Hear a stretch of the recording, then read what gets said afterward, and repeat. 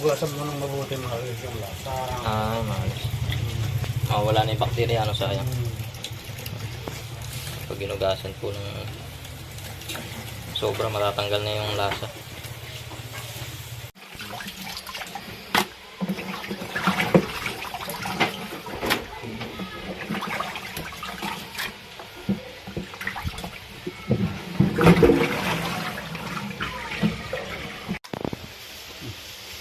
Stainless yun.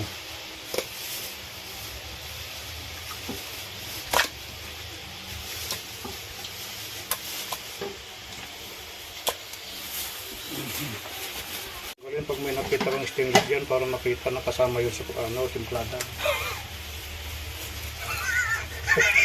Steel brush. Mga bata.